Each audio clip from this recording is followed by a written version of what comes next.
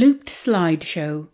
On backgrounds of warm yellow, vivid sky blue and soft red, credits for this panel are shared.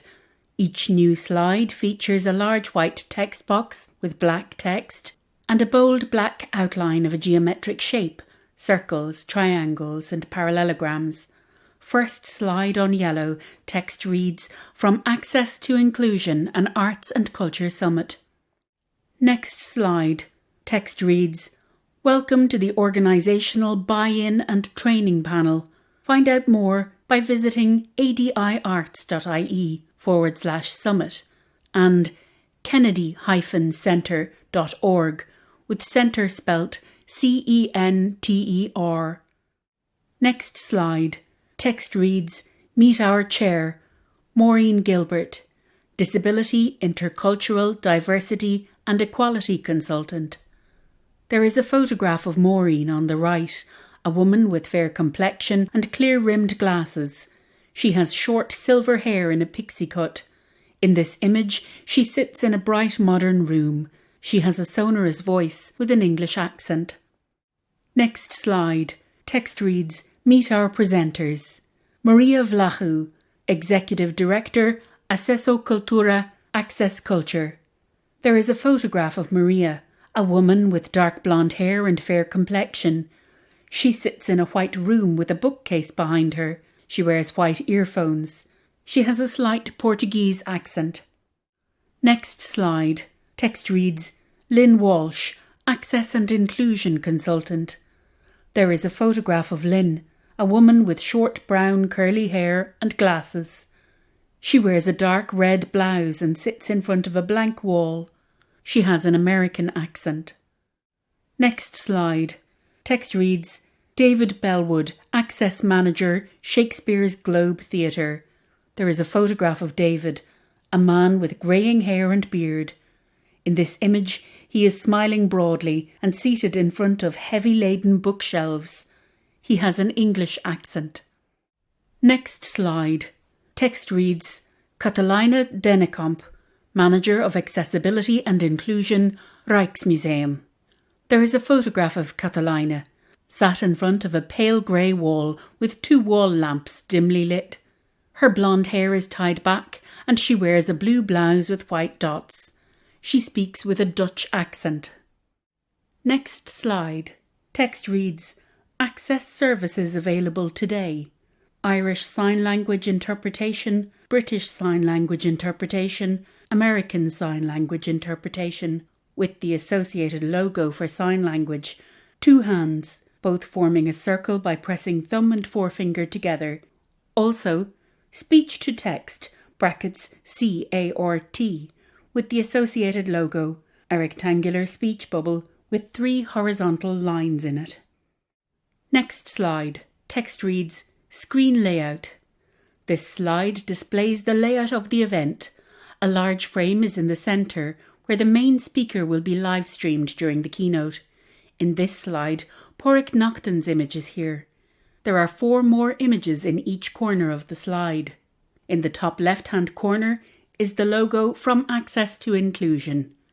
In the top right-hand corner is a still image of Lisa Harvey, the ISL interpreter. Lisa stands before a blue background, wearing a black top, her forearms bare. In the bottom right-hand corner is Sally Gillespie, the BSL interpreter. She too stands before a blue screen and wears a black top, with her forearms bare.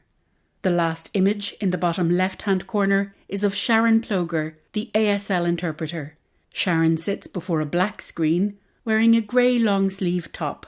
At the bottom of the slide is a line of text which reads, "Speech to text, CART, will be visible here." Next slide. Text reads, "For tech support, use the chat feature at the bottom left-hand side of the screen, or please email sile@adiarts.ie or support@eventcube.io. Next slide.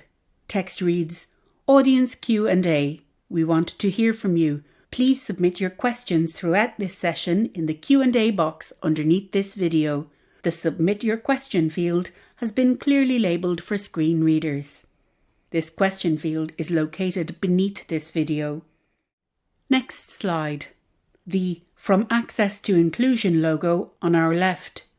On our right, the text Starting Soon, with a reminder of the social media details, each typed as one word. Facebook account, Arts and Disability Ireland. Twitter account, ADI Arts. And Instagram account, Arts and Disability Ireland. Hashtag Access Summit. Good afternoon, everybody, and welcome to the first panel discussion in this exciting online symposium. My name's Maureen Gilbert, and I am a disability and equality consultant based in Dublin, Ireland. I've spent 30 years tramping around the world trying to facilitate arts and other kinds of organisations to buy into disability inclusion. The reality is that we can have every guidance document and every technical specification imaginable, but without organisational buy-in, nothing at all will happen. Or, at best, access and inclusion will be an afterthought or a sporadic charitable gesture. On the other hand, if there's real organisational buy-in, the barriers to action start to fall away as if by magic, and what was, probably inaccurately, considered too difficult or too expensive suddenly becomes no problem. So I can't wait to hear how our distinguished panellists approach this vital issue and how they've made access and inclusion happen in the great organisations that they work with. We're going to hear from Maria Vlachu, Executive Director of Acesso Cultura, the innovative Portuguese Arts and Disability Resource Organisation. We're going to hear from Lynn Walsh, a Chicago-based consultant with 30 years' experience of making access happen in major arts and cultural organisations. Then we're going to hear from David Bellwood, Access Manager at Shakespeare's Globe Theatre, one of the most iconic arts venues in London. And we're going to hear from Kotelijne Donnekamp, Manager of Accessibility and Inclusion in the Rijksmuseum in Amsterdam, one of the world's greatest museums. The panelists will all talk for 10 minutes, and afterwards we'll have a questions and answers session for 15 minutes. Submit your questions in the box below, and we'll aim to put as many as possible to our panelists. So Maria, over to you to give us your experience and advice about achieving organisational buy-in.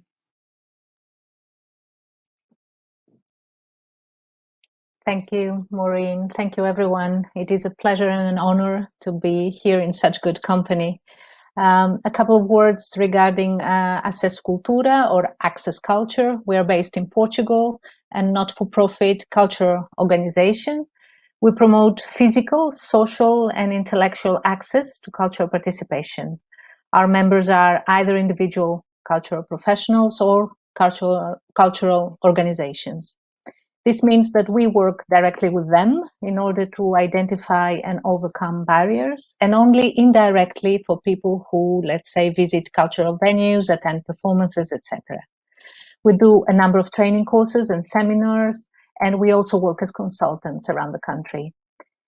There are 3 principles that guide our actions, and there are also 2 main preconceptions that we try to dismantle. Our principles are, first of all, to avoid using the expressions special and for everyone. These expressions are promptly used by cultural organizations in order to set people with disabilities apart, or when tiny steps are taken in order to improve access for a specific group of people, but definitely not for everyone. Secondly, we are working to guarantee conditions of autonomy. We don't wish to see people with disabilities only in an institutional context, but also as free citizens who enjoy culture with their family and friends, and as cultural professionals as well. And thirdly, we insist on the quality of services. We don't believe that people with disabilities simply deserve a better than nothing. Now, the preconceptions we're trying to dismantle, first of all, that access involves huge investments. Some improvements actually do, but before we get there, there is a need to work on changing our mindset regarding disability and access, to see them as a right, not as a favor we're doing to some special people, and Maureen's words resonate here.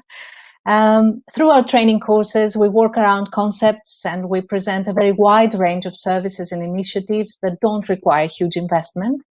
And some actually don't require any investment at all, just a change in the way we do things, and which can make cultural venues, cultural spaces more inclusive and welcoming, both for audiences and members of staff. The other preconception is that access is the responsibility of one person in the team. Access is everyone's business, and every member of the team, no matter in which sector they work, contributes towards a more accessible offer or environment. In this sense, we organized a small conference back in 2016 with the help of the British Council in order to discuss access as a central management issue.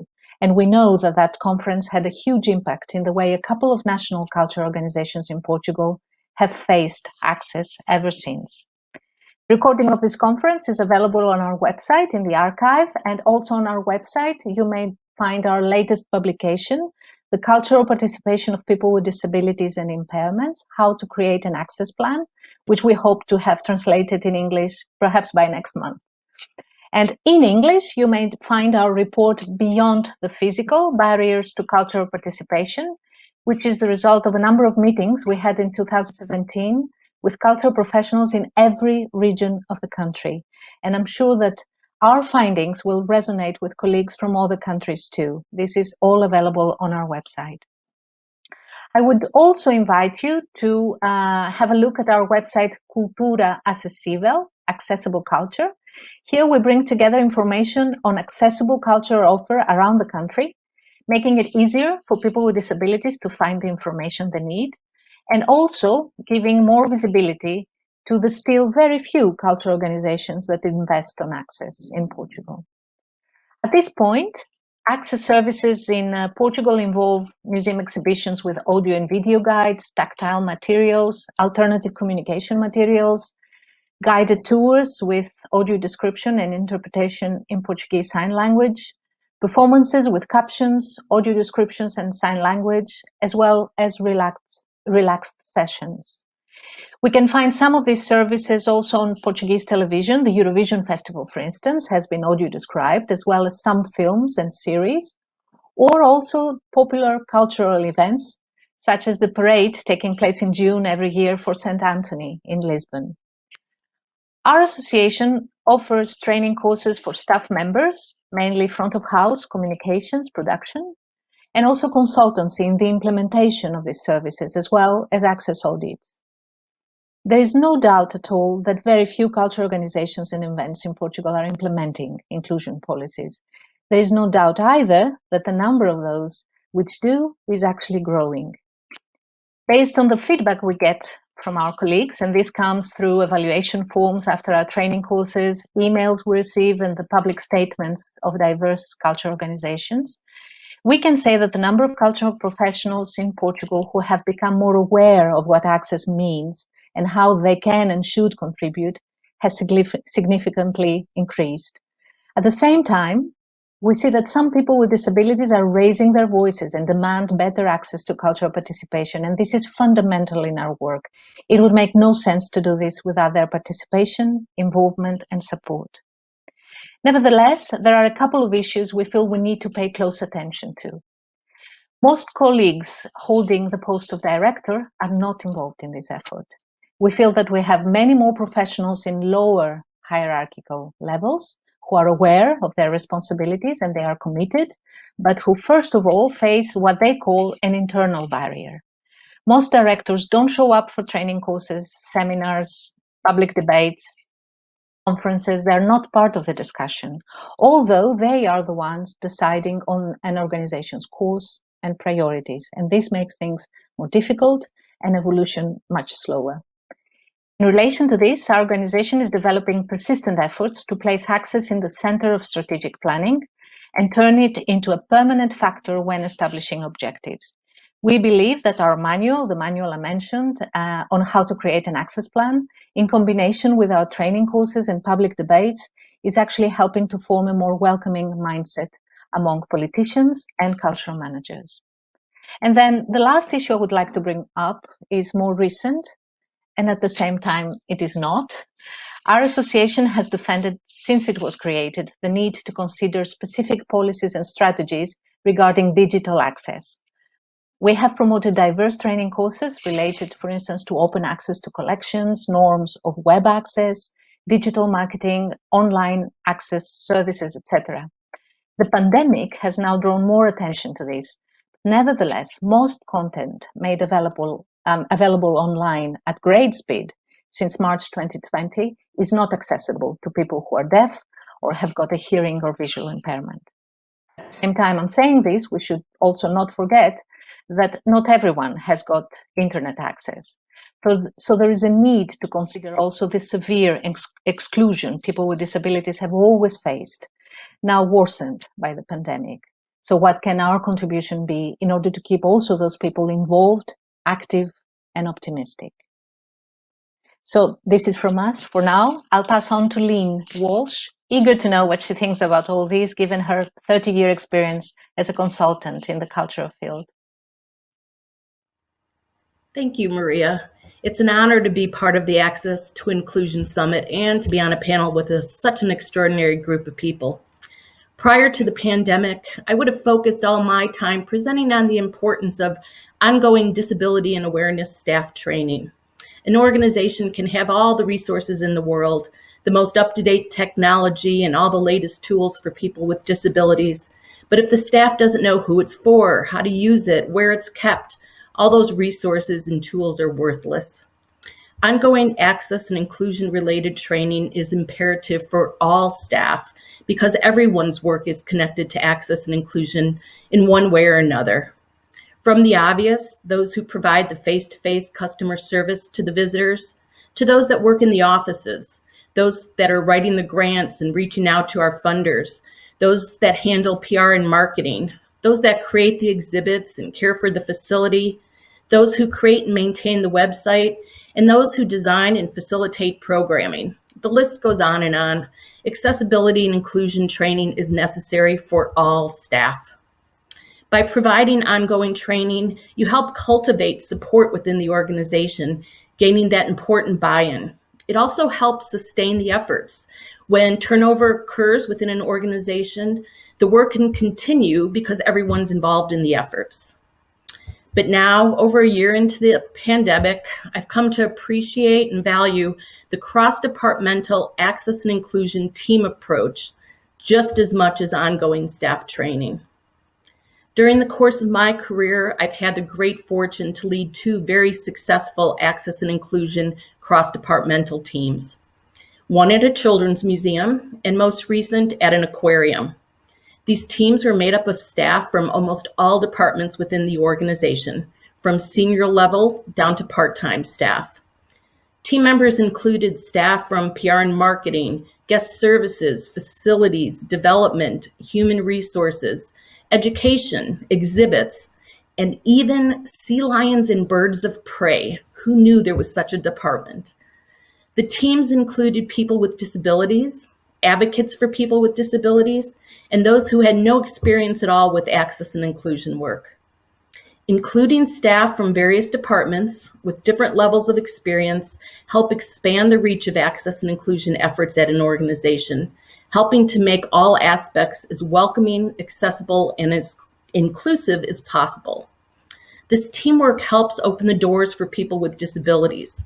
That includes staff, volunteers, and visitors who in many cases weren't able to fully participate in the organization's offerings like people without disabilities. A few months into the pandemic, my position as Accessibility and Inclusion Manager at the aquarium was one of the positions that was eliminated. It was at this point that I really learned the value of a cross-departmental team. Again, I wasn't just laid off like many, my position was eliminated. So if not for that cross-departmental team, the Access and Inclusion Initiative at the aquarium could have ended. But because many of the team members remained on staff, the efforts have continued, at least to some degree. The team members are able to continue to do what they can within their sphere of influence to make the aquarium as accessible and inclusive as possible, even during the pandemic. Accessible remote programming was available because this work was being done prior to the pandemic.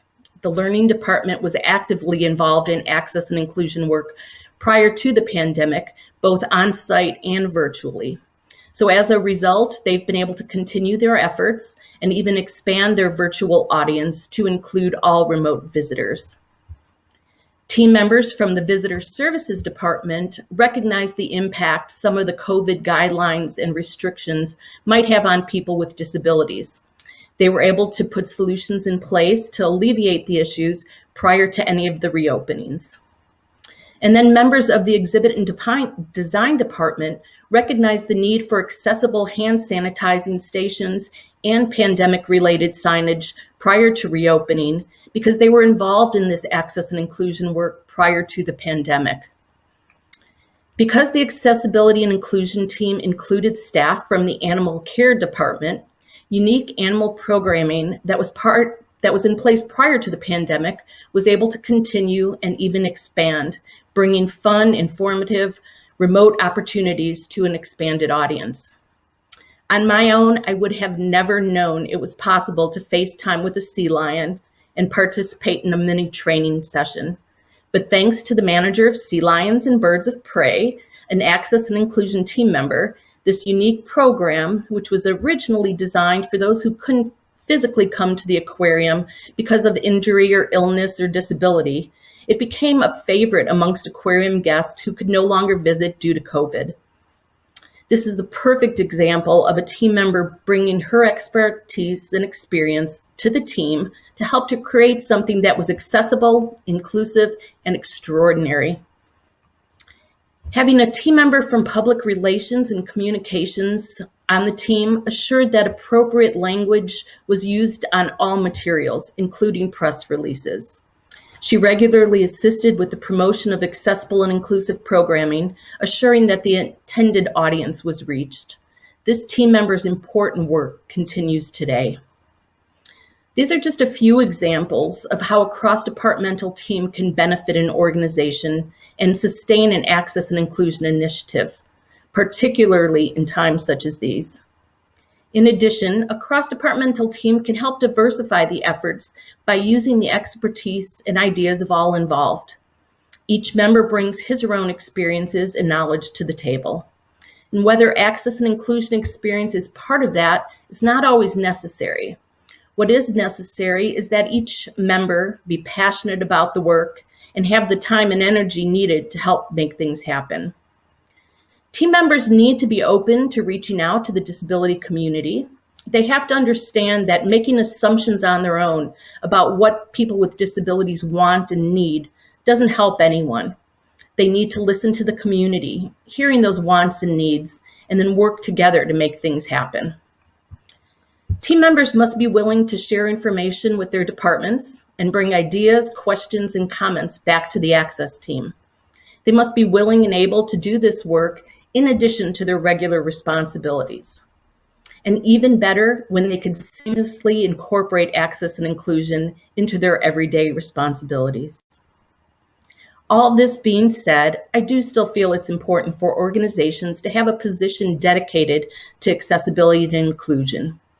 One person who could focus the efforts, help direct the needs, and be the go-to person for visitors, community partners, staff, and volunteers. One person who could lead the cross-departmental team. Having the dedicated position sends a loud, positive message, not only to staff and volunteers, but also to the people with disabilities, their families, and to the community at large. Having a dedicated access and inclusion position at the organization says that the organization is serious about their work in access and inclusion, that it's important to them, and that they are dedicated to making their organization as welcoming, inclusive, and accessible as possible. I really don't know what the future holds for those of us doing access and inclusion work in cultural organizations. I do definitely understand that the cultural world has been deeply impacted financially by the pandemic, but I hope organizations realize the importance of the work we do. I hope they recognize the value of our contributions and provide us the opportunities to continue to do the work that so many of us are passionate about, work that is long overdue, and work that creates accessible and inclusive opportunities and experiences for everyone. And now it's my pleasure to introduce David Bellwood, the Access Manager at Shakespeare's Globe Theatre. David?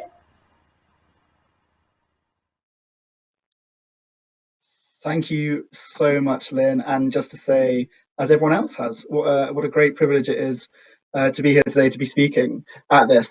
My approach is probably going to be quite different, and that's mostly because of a tweet I read this week, which read, "Don't show me your access policy, show me your access practice," which is very true. What we do is a practice. It isn't stagnant. And something that I thought I would explain in the time given is three casual steps, if you will, towards what I loosely term as chaos alchemy. Now, that sounds a lot more dangerous than it is. It really isn't. The concept is based on the premise that our buildings and the way we work are frequently disabling structures.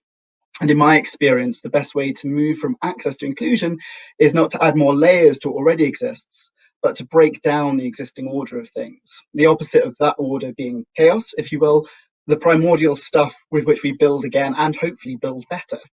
Non-disabled and neurotypical colleagues are accustomed to the stability of structures and systems, and part of the practice of access is either the interruption or disruption of that stability. That's a potentially difficult or disorienting place to put an organisation, but it's a necessary one. As a team, we look at the adjustments we need to make, look at the broken down fundamentals of what we have, what exists in our organisation, and then we assess how to achieve those adjustments. And it's important to note here, as Lynn said, that the team involves the patrons and the service users, the wider public and students, as much as it involves the people who work inside the organisation. And one main principle of this is about realms of agency. Everyone in your organisation has the ability, has the agency to make change. It's just whether or not they know they have that ability and whether or not they know that they have the authority to make those changes. But before you begin on chaos, you need to find where inclusion is in your story. So Shakespeare's Globe comprises two theatres. There's the large Globe Theatre itself, based on the 1599 model, which is a circular wooden building. It seats about 1,700 patrons, and it's lit by daylight. We also have a considerably smaller theatre, the Sam Wanamaker Playhouse, which has about capacity for 300 people and is lit predominantly by candlelight. Both of these structures come from a different time. And because of that, there's an inherent clash of requirement and disabling feature, a clash of different versions of models of disability inside our buildings. But fundamentally, the buildings are built for people and only function, theatre only functions, when people are inside them. So within Shakespeare and Shakespeare's stories, we found the term unquestioned welcome, which is our access motto. And it's from the play All's Well That Ends Well. And we use it to mean that it is unquestioned that people are welcome into our organisation, but also that the welcome we give shouldn't involve too much questioning. There should be information out there so that patrons can make their own decisions. For the sake of brevity, I'm going to talk about Shakespeare's Globe, both the organisation and the buildings, as a predominantly non-disabled, neurotypical and gender-conforming space. This is a massive blanket assumption, and it doesn't necessarily paint the Globe in the best picture. But the first step towards this unquestioned welcome I talked about is understanding and acknowledging where the structures currently are, both internally and externally. As we know, clumping requirements into large groups and hoping that one solution will remove all barriers is often a route to exclusion because of the assumption that needs to be met where they haven't been. If you consider how captioning and audio description individually serve the requirements of some people with hearing loss and some visually impaired people, they do not necessarily collectively meet the requirements of deafblind people. And I think there's often a way of falling back into a simplistic way of looking at things if we don't clump things together. As Tobin Cyber states, disability creates theories of embodiment more complex than the ideology of ability allows. We have to stop simplifying. We have to stop seeing people as numbers, though all of our systems, the CRM systems we have, booking systems, even car parking systems, use the number systems as shorthand of personhood for the benefit of expediency. So from that, where are these chaos points? Well, the first one is learning to work more slowly, or breaking the paradigm of pace. To my mind, pace is an ableist construct. We are broadly aware as a society that individuals have very different experiences of time and what can be achieved within time. So who are we disabling by insisting that we all stick together to the same rhythms in society? I think there's something radically anti-ableist in giving staff the freedom to slow down, even though I speak very quickly, or at least the freedom to move towards working at the same pace as any one given customer. Now, hopefully, there'll be people out there listening to this who are automatically resisting that notion. I'm sure you're all thinking about your busy days, or the busyness inside the office, or the phones ringing on the first day of public booking. But I'd suggest that you write down a list of what would substantially change in your organisation if staff members were given the opportunity to work more slowly. And then when looking at that list, see what of those things are long-term and what are fundamentally pejorative to your organisation. Are we working as quickly as we work in order to uphold an ideology of ableism? Once you give yourself time to listen, though, make sure that you do so. Not dissimilar to what Lynn has just said, at the Globe we have a long-running access user group. Now that comprises 12 members of the public with various access requirements. Some of those members do not fall under the umbrella term of disabled, but more of that later. And added to that are our Access Ambassadors, which is a group of 20 Globe volunteers who've undergone extensive access training, alongside several different members of staff represent each of the departments in the organisation. I chair the meetings, and then according to what comes up on the agenda, further members of staff are invited into those meetings. So if we have a complaint or a call to action centred around one specific part of our work, anyone can be asked to come in and directly talk to the disabled public about what that point was. And that's anyone from the shop assistants right through to the chief executive. They have all at some point or another attended a meeting of the Access User Group to address these points. It's a vital part of the way that we work, and it's even informed the structures themselves. The user group was fundamental in the building of the Sam Wanamaker Playhouse, our smaller theatre.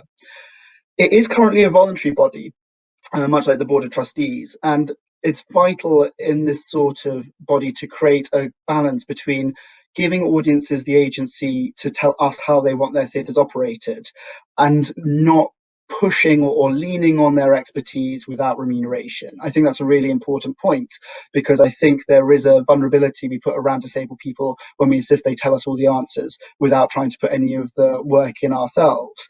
Again, not that I should divide disabled people from Shakespeare's Globe. That's a shorthand for organisational and structural normatives.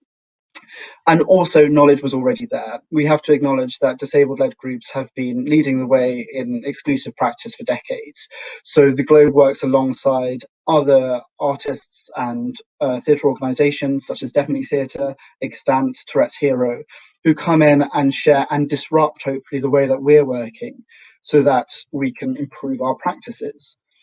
My second point is, don't set it in stone. If ongoing and frank dialogue is maintained, it needs to be supported with mutability and fluidity if it's going to affect positive change. Access policies are brilliant, and I have read many fantastic ones. They are excellent guidelines for staff and patrons alike. But they will fail if they are too rigid, or if the process to update them is too rigid. So I advise organisations to explore living documents as a format for your access policy, or use a wiki if you have the ability to use a wiki internally for your access policy, because this means that the policy can adapt to the constant feedback of new audiences that you're attracting. And also it means that staff members can see their agency again, in fact, that they can actively change the policy in real time. Also, don't forget, you are supported by many, many rigid structures: the Equality Act, the WCAG, the Americans with Disabilities Act, and the writings of the UN Convention on the Rights of the Persons with Disabilities. They're hugely, hugely important documents. But that rigidity can lead to a formality, and that can freeze the impetus in staff members to make adjustments and shrink an individual's perceived realm of agency. If colleagues can witness the changes made by their contributions, they are more likely to be active in looking for potential barriers in the work that we're doing or the things that we are building. It's no longer a matter, I'm really pleased to say, of the globe, of me going from desk to desk and suggesting changes. My job now is more receiving the suggested changes from members of staff and trying to act upon them. I'm actually serving more members of staff than I am managing, for sure. And my third point, resist the pristine. I wonder sometimes if maintaining a brand necessitates maintaining normative models, and if them themselves are disabling. You're going to need to give your staff permission to fail as well, which is against our instincts. So just to develop those points a bit, there's a certain pressure within organizations to pioneer and trailblaze, and there's this idea of slick professionalism, which we see as good. It is a good quality in society, but it's pretty sterile. And if there's one thing we know about sterile environments, it's that they don't allow life to flourish. So it's sad when you see really beautifully manicured organizations, because to my mind, at least, they've removed the invitation for the individual to bring themselves to the place. I mean, on a very simple level, I can think of a couple of friends' homes, which are, just, they become uninviting because they need to be beautiful. And I uglify a place as soon as I sit in it, fundamentally. If you can sense there's a difference between that organization and you, if the way that runs doesn't allow your personhood to be inside the organization, it's a big barrier. And we talk a lot in theatre about the permission to fail. In many ways, the rehearsal process is a daily set of failures until something is achieved, until we come to a conclusion, or at least we abandon a work of art in a certain place. Now, there's a fear in failing, and this is especially informed, I feel, by the charity and medical models of thinking, where it's deemed better not to try in case you make something worse. I think the more we fear, the more exclusive we make our organisations. And there's a false equivalence inside that as well, because if you fail, you're most likely just to leave things as they are, and those things may well be unsatisfactory. It's unlikely that you're going to do actual harm, and there are always people that you can discuss with before you try. But not trying at all perpetuates an inflexible society, and that inflexibility leads to a lack of inclusion and outright exclusion from time to time. Of course, that tolerance of fear can be alleviated by training. We have quite an extensive access training program with a variety of perspectives. Staff will get trained for at least 1 hour on induction, and then there's an opportunity to get around 25 hours a year of access training from several different sources, again, from different disabled, deaf, visually impaired and neurodivergent theatre companies and other creative professionals who come into the globe over the course of the year and train. So our access ambassadors will receive about 25 hours a year in training. And then the actors, who are a very transient member of our staff, will receive about 3 hours of training. So they'll receive training on the social model of disability and how it informs rehearsal process at the beginning of their time at the Globe. And once their Globe's up and running, they get more detailed training on assisted performances, such as audio description, captioning, relaxed performances, and so on and so forth. Which leads me to next steps. Once you've broken everything down, what do you do next? Well, hopefully, I mean, this has been a whirlwind visit to where to start. But the most important thing I feel currently is in recruitment. And across the UK arts industry, we don't see as many applications for various roles as we would like. The Globe itself has about a 4% disabled workforce, which isn't fantastic. So it's about how do we open those conversations more widely into the world of recruitment, and how do we encourage people to apply for board level positions, because there seems to be a barrier yet to be overcome in encouraging people to be leading our organisations as much as anything else. I hope that made sense. I'm now going to pass you over to someone who definitely makes sense, and that's Catalina from the Rijksmuseum. Thank you very much.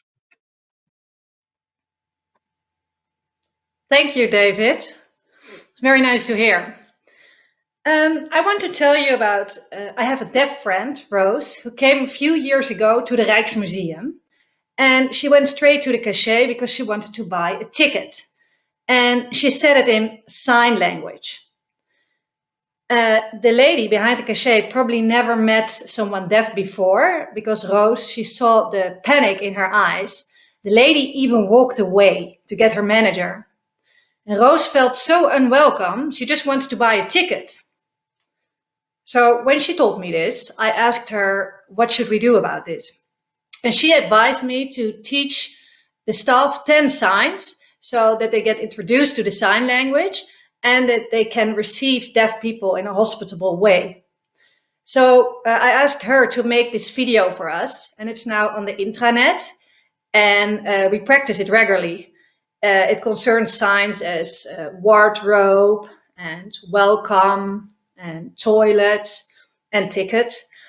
And I think hospitality is such an important part of accessibility. So accessibility is now a part in our hospitality training.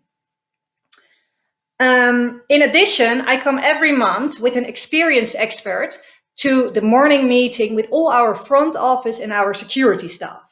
And this experienced expert is deaf or blind or is in a wheelchair or has Parkinson. And he or she explains how he is received in a museum, and he gives us tips in how to improve this. And now it's even the case that our own staff will talk there.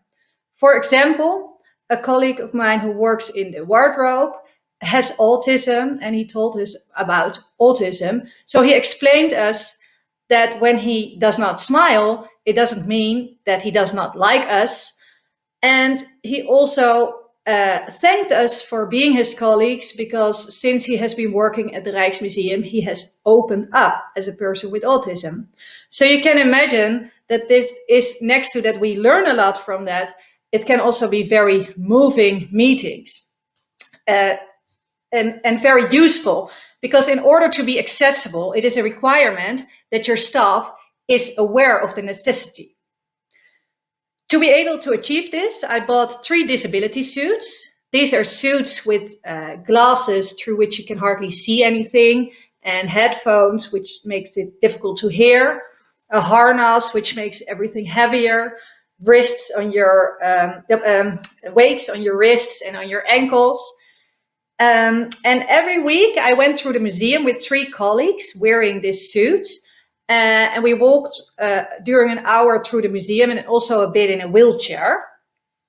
And they experienced that the disability is not something from the person himself, but the disability is the mismatch between the building and that person, or the mismatch between the staff who received this person. And it makes them realize that as an employee of the Rijksmuseum, we are responsible to take away these mismatches. And I did this with all staff members, so not only front office and security, but also curators, exhibition makers, people of the financial department, and the directors, of course. And next to that, I spend a lot of my time on presentations for every department, but much more important, have individual conversations with everyone. For example, to make the museum more accessible for people who are blind or with low vision, I talked with 60 curators to ask them if we were allowed to touch some real objects. It resulted in 2 objects. But however, I just started with the blind visitors and people with low vision with those 2 objects. And then the curators saw that it went very well. And now more and more objects were added. So I always advise, just start, then it becomes visible, and you get people on board. You will probably recognize every newcomer to this field starts with, but how many people are we talking about?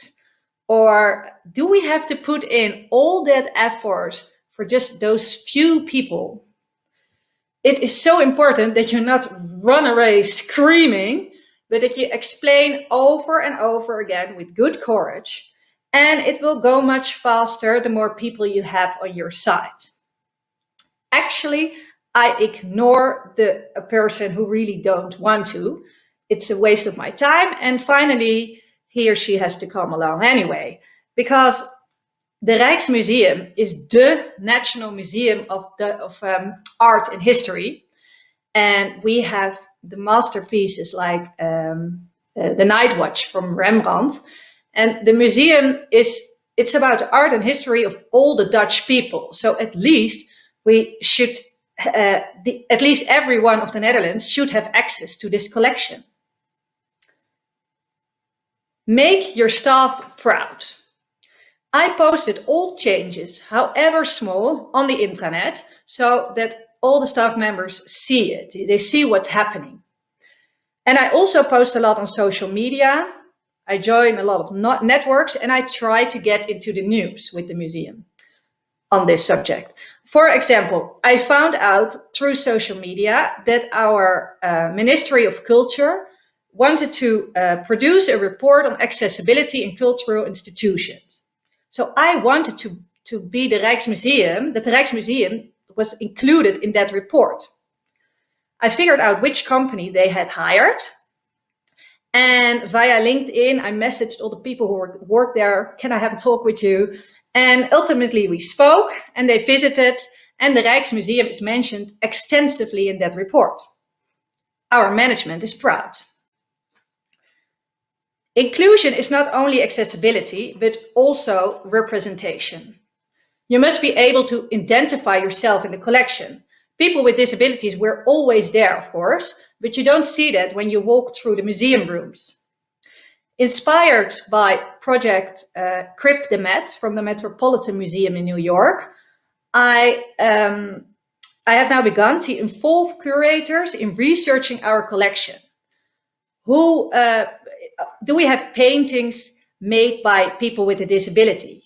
Or which art represents someone with a disability?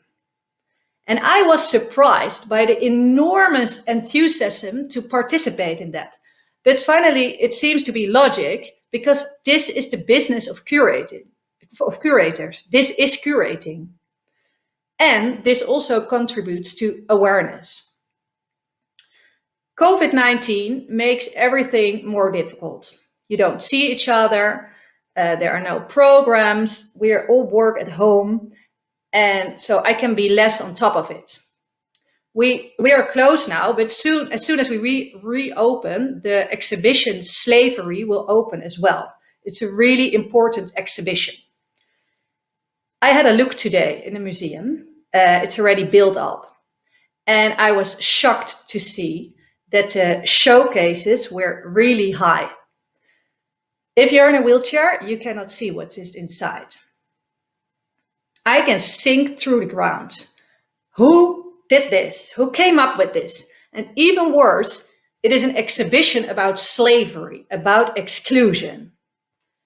I tell you this to show that we are far from there yet. And I hope I still have time to salute this. But the positive thing about COVID-19 is that we are now also doing very new and nice outreach projects. For example, the Letter Project.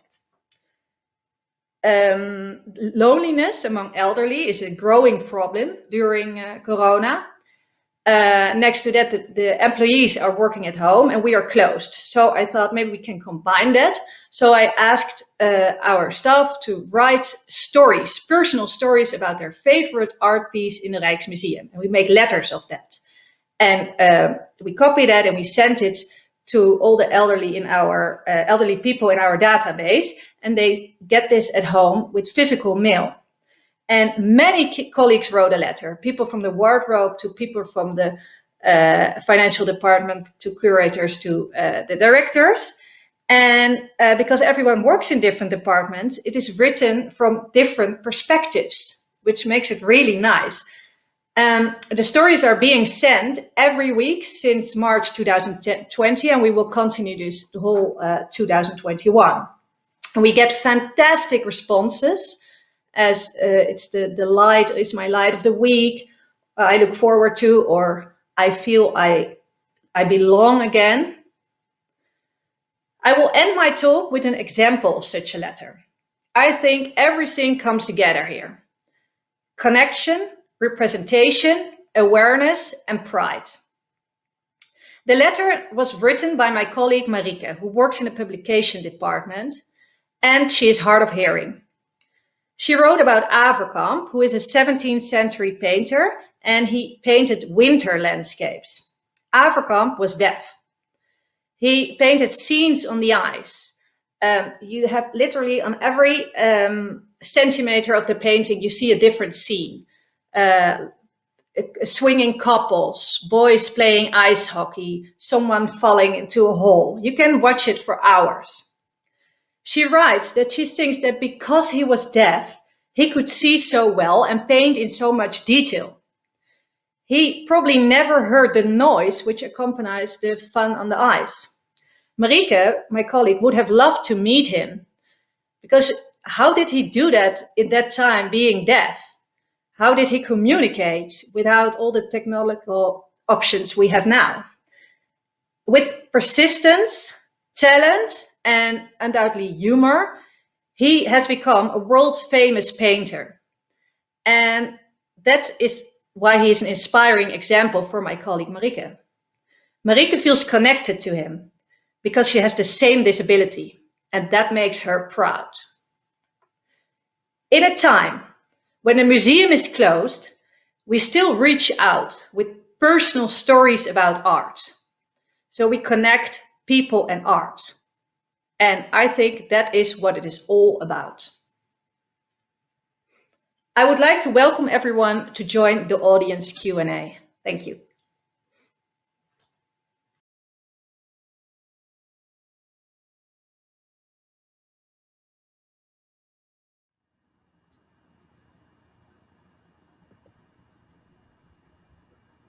Hello, and welcome to the questions and answers session.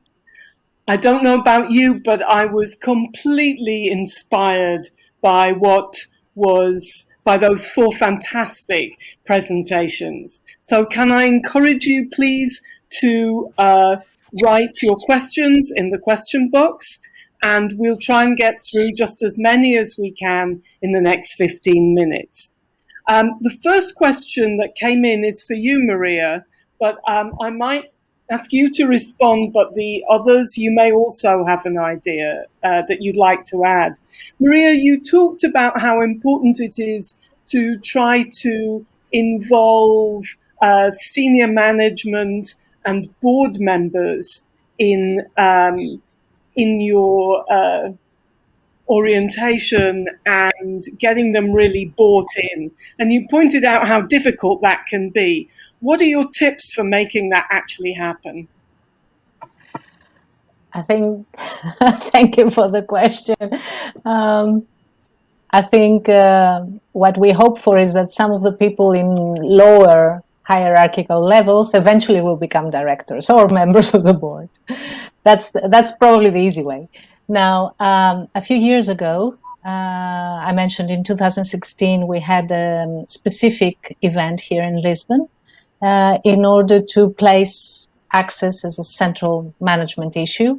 And we tailored it so that because we know museum directors, theater directors, etc., managers are very busy. They cannot be with us the whole day. It was a 3-hour-long meeting, one morning. And then we got to, because, for instance, national museums, they have a higher supervising authority, state authority. We ask them to encourage people to join, etc. Now, we know for a fact that 3 or 4 of those people that were there on that day, they went back to their organizations and started major changes. And then they helped us to get to all the people at their level.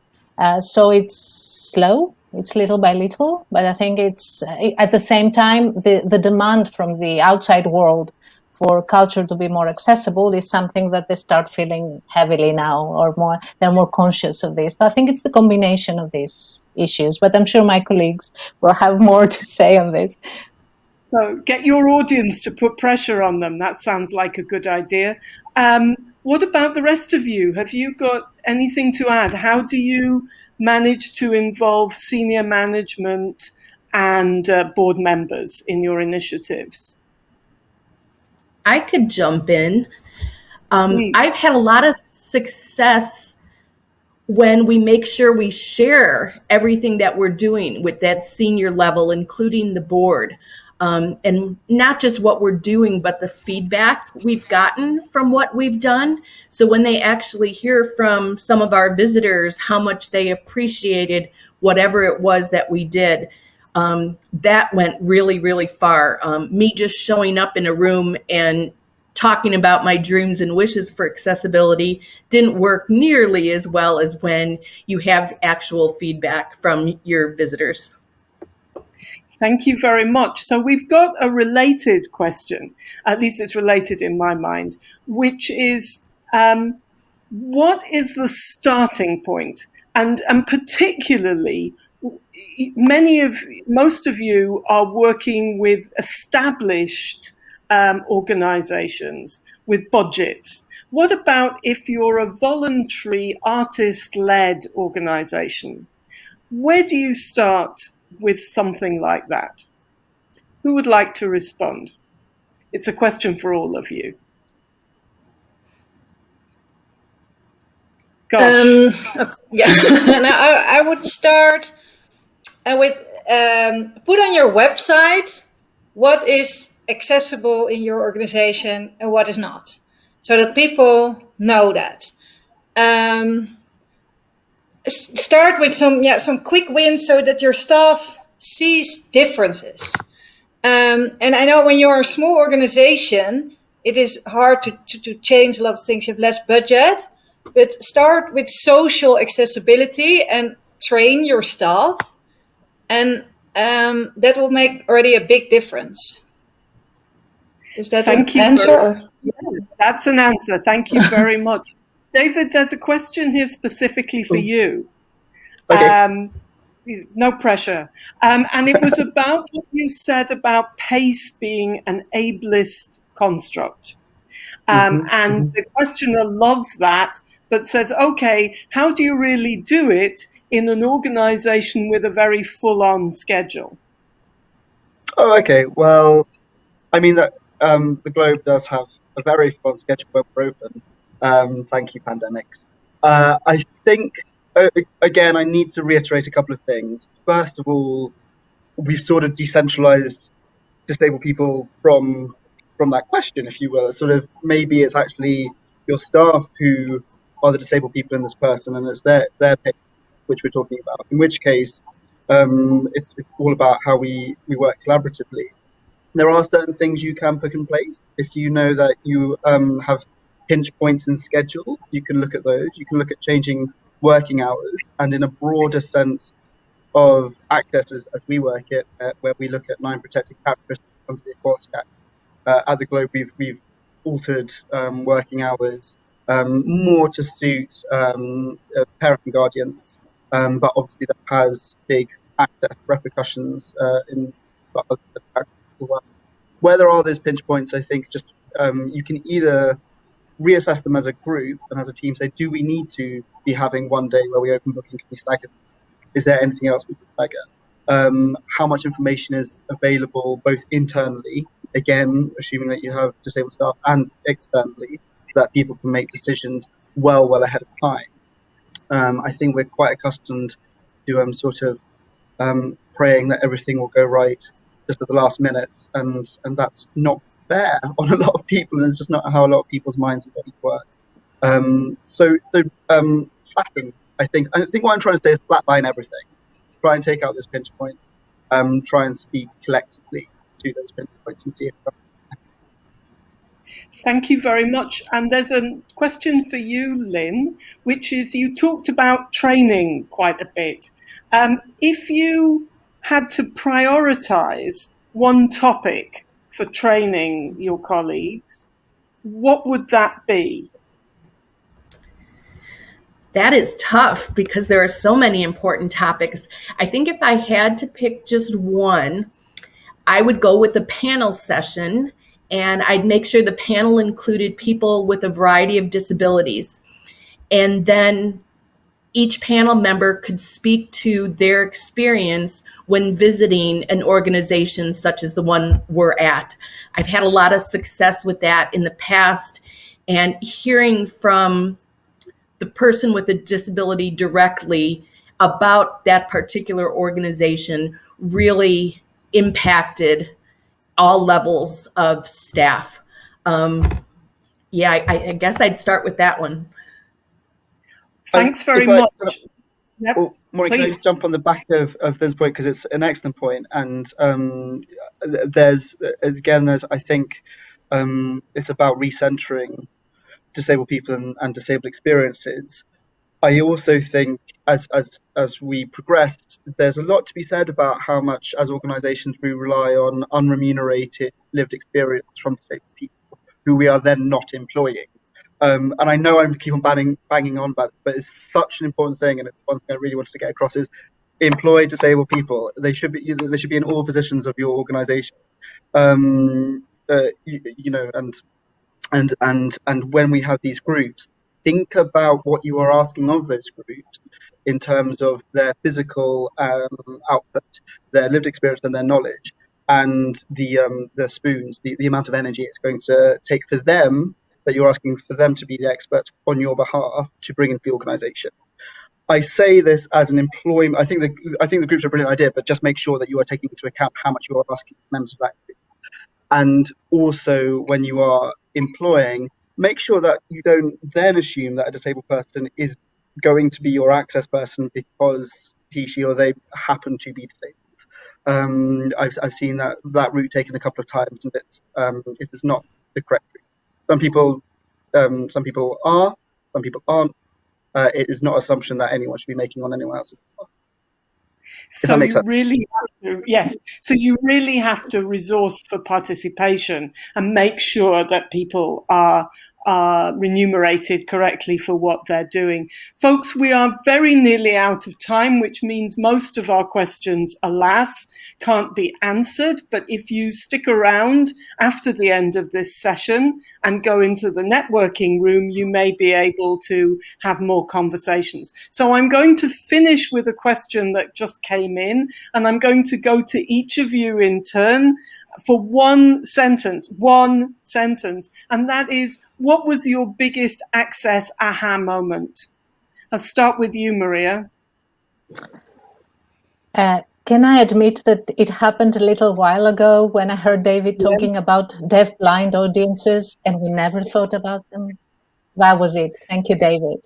There you are. You've changed somebody's life, David. What's changed yours? What's your access moment? So this is disclosure, and I do not identify as disabled. I do have a chronic health condition, and that chronic health condition meant that I was turned away, of all things, from 14 different hairdressers. They refused to cut my hair because of my medical condition, and I had, despite that having happened, I sort of never really. I'm not saying that I understand disabled experiences of the world. I do not. It's not my place. I'm an active person, not a disabled person. It's not my place to talk on disabled people's behalf. But that was one of those moments when I had a conversation about transposing experience and how easy it is for us to assume that we have the same experiences as everyone else. Sorry, that was very messy. But thank you very much.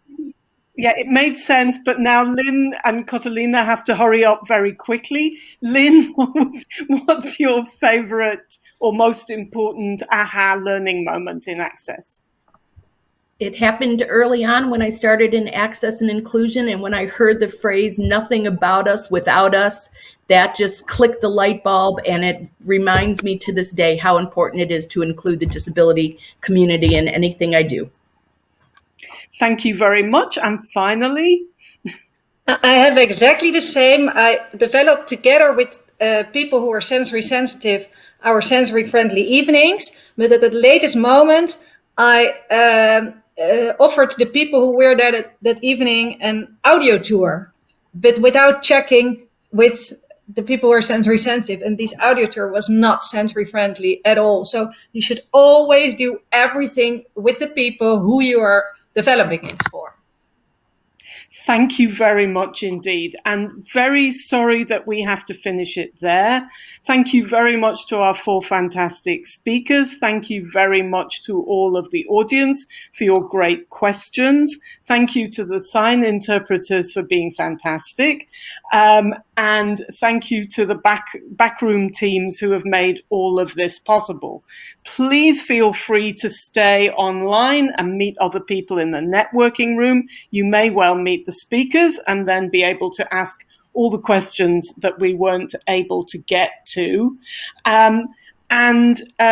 Finally, can I remind you that we will all be able to get together again on Tuesday of next week at 2:00 GMT, when there will be 3 more really inspiring panels. Between now and then, there's also a workshop on Thursday, which is free, and you are all most welcome to attend. And in many ways, it carries on the conversation that we've had today. Thank you very much for joining us at the symposium, and we'll look forward to seeing you again. Bye-bye.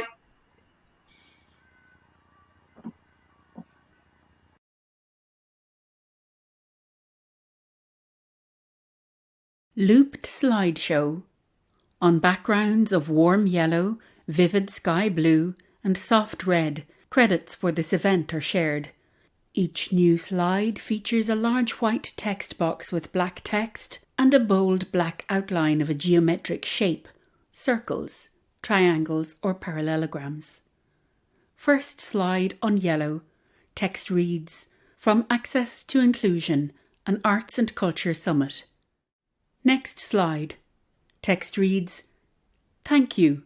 On behalf of Arts and Disability Ireland and the John F. Kennedy Centre for the Performing Arts Office of VSA and Accessibility, thank you for attending From Access to Inclusion, an Arts and Culture Summit."